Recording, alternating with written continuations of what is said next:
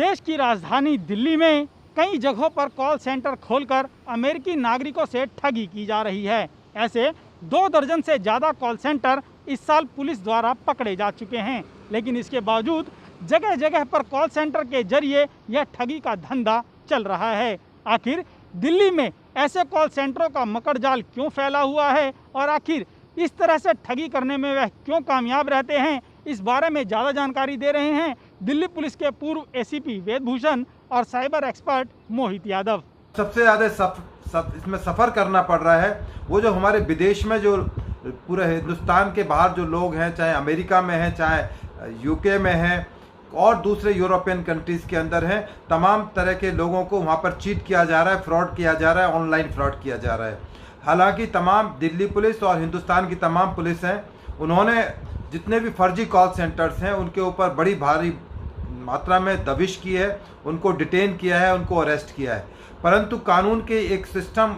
जिसका फ़ायदा ये लोग उठा रहे हैं, उसमें सबसे बड़ी मजबूरी ये है कि चूँकि वो अब्रॉड में अमेरिका में बैठे हुए हैं, जो उनका सफ़रर है या जिनका लॉस हुआ है, वो इस स्थिति में नहीं है कि इंडिया में आकर फिजिकल कंप्लेंट कर सकें और उनके खिलाफ कोई लीगल एक्शन इनिशिएट किया जा सके। इसलिए इन तमाम खामियों का फ़ायदा इस तरह के लोग उठा रहे हैं, क्योंकि कानून के अंदर रॉन्गफुल गेन और रॉन्गफुल लॉस की बात की जा रही है। क्योंकि रॉन्गफुल लॉस जिसको हो रहा है वो अब्रॉड में बैठा हुआ है, वो इंडिया में आकर अपनी कंप्लेंट नहीं कर पा रहा है क्योंकि आउट ऑफ जुरिडिक्शन है। तो इस तरह की चीज़ों, टेक्निकल चीज़ों का फ़ायदा इस तरह के एलिमेंट्स उठा रहे हैं, उनके ऊपर बहुत ज़्यादा सख्ती किए जाने की ज़रूरत है और सबसे ज़रूरत है कि कानून के प्रावधानों के अंदर चेंज किया जाए। अब तक ये रहा था कि preparation of offence is not an offence,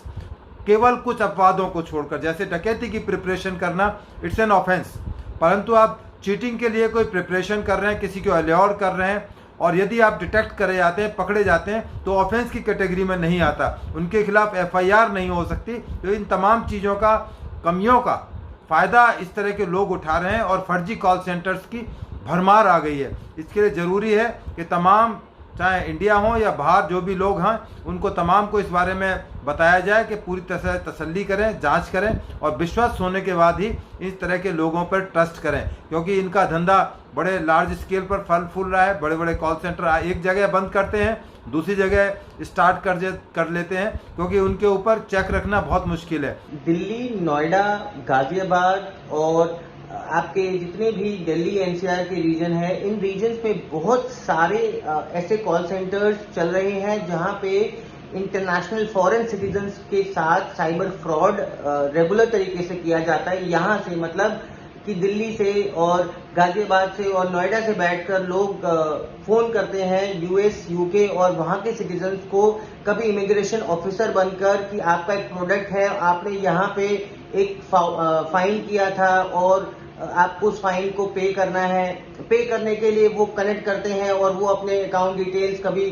cash voucher के रूप में, कभी पे कार्ड्स के रूप में वो पेमेंट्स को एक्सेप्ट करते हैं।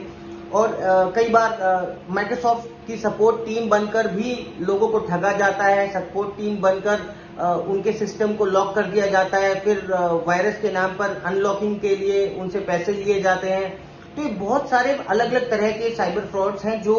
इस तरह के कॉल सेंटर से बहुत तेजी से बढ़ रहे हैं। रीजन ये है कि कॉल सेंटर्स कोई भी ओपन कर सकता है, लेकिन उसके ऊपर जो वॉच होता है, जो कंप्लेनेंट होता है इस केसेस में, इन केसेस के अंदर जो कंप्लेनेंट है वो आउट ऑफ इंडिया के हैं और बहुत कम कंप्लेंट्स जनरेट हो पाते हैं, जिससे कि हमारी दिल्ली पुलिस हो गया, हरियाणा पुलिस हो गया, इनके पास, या यूपी पुलिस हो गया, इनके पास प्रूफ्स कम होते हैं। सबसे बड़ा चैलेंज दिल्ली पुलिस के लिए, किसी भी लॉ इन्फोर्समेंट एजेंसी के लिए ये आता है, जब तक कंप्लेनेंट नहीं होगा तब तक फ्रॉड का पता नहीं चल पाता। तो कभी भी इस तरह का कोई भी अगर आपके साथ कोई फ्रॉड होता है तो कंप्लेंट जरूर कीजिए, ताकि इस तरह का फ्रॉड आगे किसी भी पर्सन के साथ ना हो पाए। इन सब चीजों से बचने के लिए सिर्फ एक ही तरीका है, अगर आपके पास भी इस तरह का कोई कॉल आता है जहां पे कोई पर्सन किसी माइक्रोसॉफ्ट की तरफ से या पेटीएम की तरफ से बनकर आपको कॉल करता है और आपको पेमेंट देने के लिए बोलता है, तो आप इस तरह की किसी भी साइबर क्राइम में ना फंसे, सतर्क रहिए। आपको अवेयर रहना है। साइबर क्राइम से बचने के लिए अवेयरनेस ही सबसे इम्पोर्टेंट टूल है, एक इम्पोर्टेंट हथियार है। अगर आप उसको अपने आप को अवेयर रखेंगे तो इस तरह के साइबर क्राइम से आप बच सकते हैं। ये सुना आपने दिल्ली पुलिस के पूर्व एसीपी वेदभूषण और साइबर एक्सपर्ट मोहित यादव को, जिन्होंने बताया कि इस तरह की ठगी में आरोपियों की गिरफ्तारी तो की जाती है, लेकिन उन्हें जल्द ही जमानत मिल जाती है। दरअसल इस मामले में सबसे बड़ी दिक्कत पुलिस के सामने यह आती है कि उनके पास शिकायतकर्ता नहीं होते। जिन लोगों से ठगी की गई है वह विदेश में बैठे हुए हैं और उनके बारे में कोई महत्वपूर्ण जानकारी भी पुलिस के पास नहीं होती है। इसकी वजह से ही यह धंधा पूरी तरीके से फल फूल रहा है और लगातार ऐसे कॉल सेंटर अमेरिकन नागरिकों को निशाना बना रहे हैं। अमित झा, ईटीवी भारत, दिल्ली।